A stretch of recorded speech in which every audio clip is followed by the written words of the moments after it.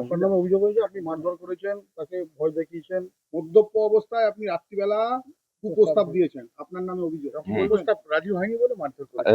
এটা হয়তো উল্টো, কারণ তার সাপেক্ষে আমি আগে কিছু জিনিসটা দেখিয়ে নিতে চাইছি আপনাদেরকে। যে এই যে এই জিনিসটা একটু আপনাদেরকে বলবো একটু জুম করার জন্য। নাম্বারটা আমার কাছে কে চেয়েছিল? মৌসুমী মুখার্জি। সেই তোর নাম্বার সেন্ড কর, ওই নাম্বার দে। 3 বার 4 পরে দিইনি আমি।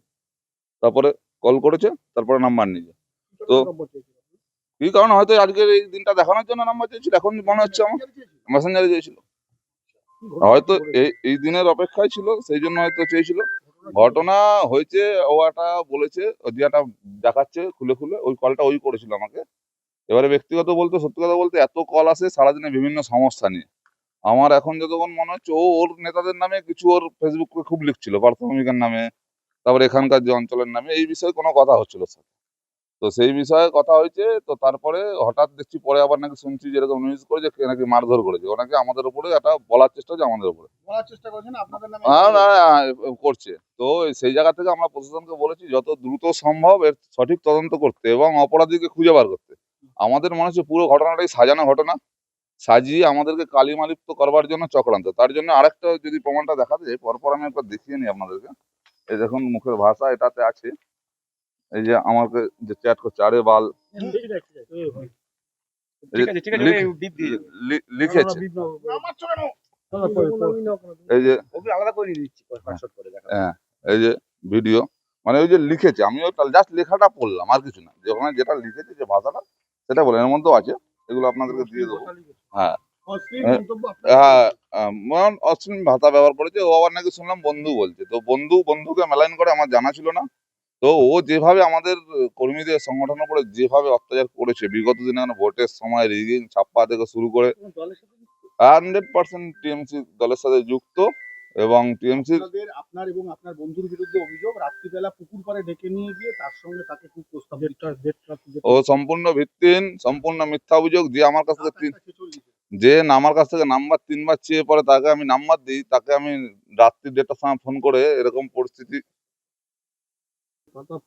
বিষয় হলো কি, যে আমার সম্বন্ধে অভিযোগ করছে তার সম্বন্ধে আপনারা একটু জেনে নেবেন এলাকাবাসীর কাছে, আর এলাকার মানুষের কাছে আমাদের সম্বন্ধেও জেনে নেবেন। আমরা মানুষের পরিষেবা দেওয়ার জন্য 4 তারিখের পর থেকে ব্যস্ত হয়েছি, মানে বিভৎস। দিনে 500 কল, অন্নপূর্ণা ভান্ডার ঢুকছে না, কারুর ঘরের ভেরিফিকেশন হচ্ছে না, সারাদিন নাজেহাল। প্রশাসন এখনো পুরোপুরি আমাদের পঞ্চায়েত আসেনি, পঞ্চায়েতে ওদের ভর্তি ছিল। পুরোটাই সাজানো নাটক, গল্প। এর বেশি কিছু বলবো না। তথ্য বেরিয়ে আসবে। আমরা ভোলে বাবার ভক্ত, সত্যি কথা বলতে আবেগে চলে আসছে। ভোলে বাবার ভক্ত, মিথ্যে কথা বলা আমাদের ধর্মে সইবে না, তো মিথ্যে কথা বলতে পারবো না। কে করে 100% ফাঁসানোর চক্রান্ত, আর এর শাস্তিও পাবে। কেউ শাস্তি দিক না দিক, ভোলে বাবা শাস্তি দেবে, এটা আমি বিশ্বাস করি। কারণ আমরা ছোট বয়সের বন্ধুর প্রতি ও হয়তো মনোভাব এরকম পোষণ করে আমার পিছনে বাস দিতে পারবে, কিন্তু আমি আমার বন্ধুর ক্ষতি আমি চাইবো না। কিন্তু ও যেটা করে ফেলেছে, থানায় অভিযোগ আমরা আমাদের পরিবারের লোকও জানি যে থানায় অভিযোগ আমিও করব, মানহানির মামলা আমিও করব। ওকে প্রমাণ করতে হবে যে আমাদের কোনো লোক এইটা ঘটনা ঘটেছে। আমাদের তো যেরকম মনে হচ্ছে পুরো সম্পূর্ণ সাজানো ঘটনা। কিছু তথ্য প্রমাণ এখনই আমি মিডিয়ার সামনে বলবো না, যে তথ্য প্রমাণগুলো আমরা পাচ্ছি, যে সাজিয়ে ঘটনা যেভাবে সাজিয়েছে, সেটা আমার তথ্য প্রমাণ আমাদের কাছে পাচ্ছি। পুরো সম্পূর্ণ অভিযোগ প্রমাণ। ও তো যেরকম বলছে, ওর যে কথার মধ্যে বিভিন্ন ল্যাগ আছে। ওর বিভিন্ন কথার মধ্যে ল্যাগ আছে, যেটা ও বলছে। ও নাকি কোথা থেকে ফিরছিল, রাজ্য অফিস থেকে না কোথা থেকে ফিরছিল, কোন দিক দিয়ে ফিরছিল, ও বলছে একবার 5 মাস, এরকম কিছু কিছু ল্যাগ শোনায়। পুরোটা আমার ধৈর্য নিয়ে আমি পুরো খবর দেবো। আমার কাছে কোনো গুরুত্ব নেই, কারণ আমি কাজে বিশ্বাসী মানুষ। এলাকার মানুষ বলবো আমি কি কাজ করি, তো আমি কাজে বিশ্বাসী, এটা আমি গুরুত্বই দিইনি কোনো। বিজেপির আমি মন্ডল 3-এর সভাপতি, নয়াটি মন্ডল 3-এর সভাপতি। তো এই অঞ্চলের মানুষের কাছ থেকে ওর সম্বন্ধে জেনে নেওয়া যাবে, আমাদের সম্বন্ধে জেনে নেওয়া যাবে, 1 নম্বর। আর 2 নম্বর ঘটা হলো, ও যেটা বলছে, আমরাও বলেছি প্রশাসনকে আপনারা কি করছেন। পুলিশ আছে, কোনো রাস্তা দিয়ে এসছে, আমাদের বিধায়ক সাহেব যেরকম বলেছে টাওয়ার লোকেশন চেক করা হোক, সিসিটিভি উড়ে তো কেউ আসবে না, কোনো না কোনো রাস্তা দিয়ে আসবে। যেটা বিভিন্ন সোনার দোকানে, বিভিন্ন বাড়িতে, বিভিন্ন লোকের এতে, পুলিশ প্রশাসনের 5 মাথায় সব জায়গায় সিসিটিভি আছে।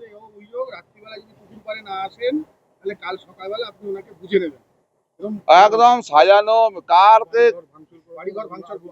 বাড়িঘর ভাঙচুর করলে যেটি, আর বাকি যে টিএমসি কর্মীদের কাছ থেকে একটু জেনে নেবেন কাদের ভরসা এলাকা শান্তিতে বসবাস করছে।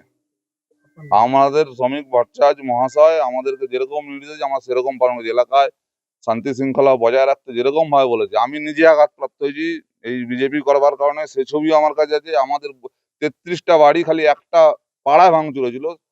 বহু কর্মীকে মারা হয়েছে, বহু কর্মীর বাবাকে মারা হয়েছে, বহু কর্মীর মা বোনেদের গায়ে হাত দেওয়া হয়েছে। সেখান থেকে দাঁড়িয়ে আমরা এই, আপনি জেনে নেবেন, আপনাদের নিউজে অনেকের সাথে পরিচয় ছিল, মানস পান্ডে। 12 তারিখ রাত্রিবেলা আমার কাছে একটা ফোন আসে, ঠিক 1:30টা নাগাদ। আমি চিনিও না, জানিও না, আননোন নাম্বার থেকে ফোন আসে। ফোন আসার পরে 6-7 মিনিট তার সাথে আমার কথা হয়।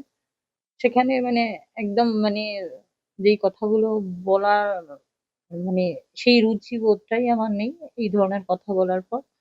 আমি নিজে থেকে ফোনটা কেটে দিই। কেটে দিয়ে দেখছি আমার পাশের পাড়াতেই আরেকজন থাকে, মানস পান্ডে। আমার পাড়া মানে পাড়ারই ছেলে। আমরা ছোটবেলা থেকে একসাথে পড়াশোনা করেছি, সবকিছু করেছি। তো যাই হোক, ও দেখি এক টাইমেই ফোন করেছে। আগে যেই ফোনটা এসছিল সেই ছেলেটাও আমাকে যেই প্রস্তাবটা দিচ্ছে, মানস পান্ডেও ফোন করে ঠিক একই প্রস্তাব দিচ্ছে যে আমাদের পাড়ার একটা লাস্ট মোড়ে একটা পুকুর আছে, বড় পুকুর, অনেক বড় পুকুর, ওখানে পুরো নির্জন ফাঁকা জঙ্গল। তো আমাকে সেখানে আগে যে ফোন করেছিল সেও বলেছে, আর মানস পান্ডেও বলেছে। তো তার নাম রনি। মানে বলছে বড় পুকুরে আসো, একটু আনন্দ করি, অনেকদিন গল্প করা হয় না। তখন রাত 1:45 বাজে। তারপর মানস পান্ডেও সেই একই ধরনের কথা, একই রকমের প্রস্তাব, কোথা থেকে আমাকে কোথায় পাঠিয়ে দেবে, ওর সাথে ঘুরতে হবে। এখন এই মুহূর্তে 2:30, তখন কথা বলতে বলতে প্রায় 2:30 বাজে। তখন বলছে না আসলে কাল থেকে যা ব্যবস্থা নেওয়ার আমি নেব। এখন সব মানে আমার কাছে এখন প্রশাসন সবকিছু আমার এখন আমার পকেটে। কেউ আমার কিছু করতে পারবে না। তোর যেখানে খুশি তুই সেখানে রিপোর্ট কর। তো যাই হোক, এই সমস্ত নোংরা নোংরা কথা আরো গালিগালাজ তো মানে শোনার মতো না, আর আমি বলতেও চাইছি না। আমি মানুষ বিজেপি দল করে মনে হয়, সেটা আমি বলতে পারবো না, কোন পদে আছে আমি বলতে পারবো না। তারপরে আমি ফোনটা কেটে দিয়ে আমি শুয়ে পড়ি। তো পরের দিন আমি আমার ফ্যামিলি অ্যাডভোকেটের সাথে ব্যাপারটা আলোচনা করি।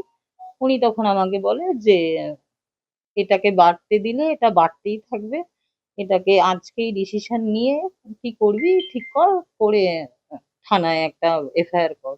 তো আমি সঙ্গে সঙ্গেই অনলাইনে থানায়, আমাদের জেঠিয়া থানায় কমিশনারের কাছে আর ডিজিপি অফিসেও কমপ্লেন করেছি। কিন্তু তারপর থেকেও কোনো, সেই দিনকেই 13 তারিখে আমি রাত্রিবেলা যখন ফিরছি, তখন মানস পান্ডের সাথে যে থাকে রনি, সে আমাকে পেছন থেকে অ্যাটাক করে। আমি রাস্তায় পড়েও যাই, পড়ে গিয়ে আমার মুখ পুরো ফেটে যায়, 3খানা দাঁত মাড়ি শুদ্ধ উঠে যায়, নিচের দাঁতটাও পড়ে যায়, নিচের পাটির থেকেও একটা দাঁত পড়ে যায়। তারপর আমি দাঁতের ডাক্তার দেখাই, নান্না হসপিটালে যাই। শরীরে মানে সারা প্রাইভেট পার্টসে তো আছেই, এখানে রয়েছে, তারপর কপালে এখানে দেখুন রয়েছে, পিঠে কোমরের হাড় একটা সরে গেছে, সব ইয়েতেই। হ্যাঁ, আমি যেহেতু ওখানে যাইনি পরের দিনকেই, এবার যেহেতু আমি যখন কমপ্লেন করেছি ওর কানে সেটা নিশ্চয়ই খবর গেছে, নাহলে ও জানলো কি করে যে আমি কমপ্লেনটা করেছি।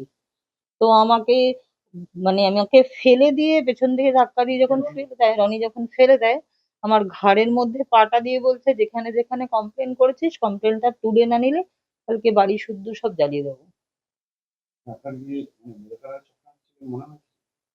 রাত্রি 2:30-এর সময় কেউ ডাকবে, কিসের জন্য ডাকবে, এর থেকে আমি আর পরিষ্কার করে আপনাদের কাছে কি বলবো। আতঙ্কিত অবশ্যই, আমার ছোট একটা মেয়ে রয়েছে, আমার বোন রয়েছে, আমার বয়স্ক বাবা। আপনি কি কোনো রাজনৈতিক দলের সাথে? না, আমি সমর্থক। কোন দল? আমি তৃণমূল। তার জন্য কি হেনস্থা? না, এই হেনস্থার শিকার হলে তো 3 মাস কেটে গেল। এতদিনে কোনো রকম আমাকে কেউ, আজ পর্যন্ত কেউ কোনো রকম কোনো কুপ্রস্তাব, কুকথা বা গালিগালাজ এগুলো কোনোদিনই কেউ করেনি। তাহলে কি আপনার পূর্ব পরিচিত ছেলে করার ছেলে বলছেন? কেন? আমি দলের কোনো দলের কথাই বলছি না, আমার বন্ধুই, ও পাশের পাড়ায় থাকে, আমার বন্ধুই। হঠাৎ করেই ৩ মাস পর ওর মাথায় এই বুদ্ধি কেন আসলো আমার ঠিক বুঝে উঠতে পারছি না। আমি চাইছি যেন যোগ্য সাজা পাক, ওর যেই সাজাটা ওর প্রয়োজন সেটা ও পাক, আর আমার যেই ক্ষতিটা ও করেছে সেই পুরো ক্ষতিপূরণটাও আমাকে দিক। যে রাত্রিবেলা ফোন করে ডাকা হয়েছে, হুমকি দেওয়া হয়েছে এবং কুপ্রস্তাব মানেনি বলে তাকে ব্যাপক মারধর করা হয়েছে, হাসপাতালে ভর্তি ছিল। বলবেন বিজেপি মন্ডল সভাপতির বিরুদ্ধে অভিযোগ। দেখুন, আমার বক্তব্য হচ্ছে আমাদের তো জিরো টলারেন্স সরকার। আমরা তো এই ধরনের কাজ কখনোই সমর্থন করি না।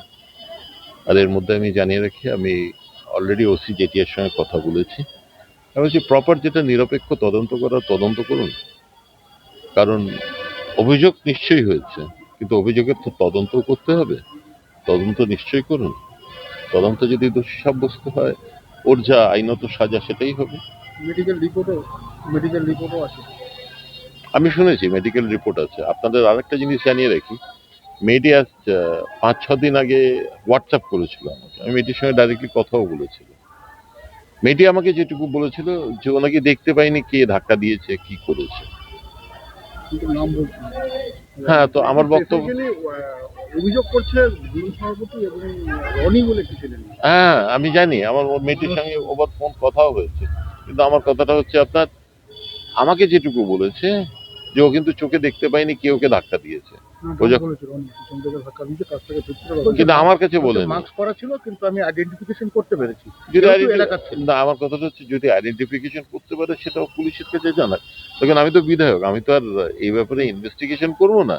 তাই জন্য আমি পুলিশকে পরিষ্কার বলেছি যে আপনারা ওই সময় দেখবেন যে রনি বলে ছেলেটাকে আমি হয়তো প্রচারের সময় দেখেছি। প্রচারে তো প্রচুর ছেলে আছে না আছে, তাহলে ওই সময় ওর মোবাইল টাওয়ার লোকেশন দেখুন। ওর টাওয়ার লোকেশন যদি, যেমন আমার মোবাইল আপনার মোবাইল এখন একই জায়গায় সেম টাওয়ারে, ওটা বোঝা যায়। টাওয়ার লোকেশন দেখুন, মানুষের টাওয়ার লোকেশন দেখুন। আমাকে তো এই কথাও বলেছে যে মানুষ ছিল কিনা আমি জানি না। মেয়েটি যেটুকু আমাকে বলেছে, আমি ওকে স্পেসিফিক্যালি জিজ্ঞেস করেছিলাম যে আপনি যে কমপ্লেন করছেন আপনাকে ধাক্কা দেওয়া হয়েছিল, ওই সময় মানুষ ছিল, বললো না আমি জানি না, সেটাও আমি দেখিনি।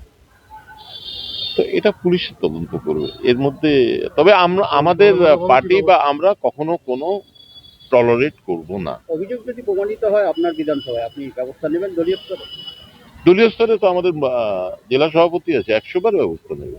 এই ধরনের জিনিস আমরা টলারেট করবো না, অন্তত বিজেপি এই জিনিস টলারেট করবে না বা চাপা দেওয়ার চেষ্টা করবে না। Thank you.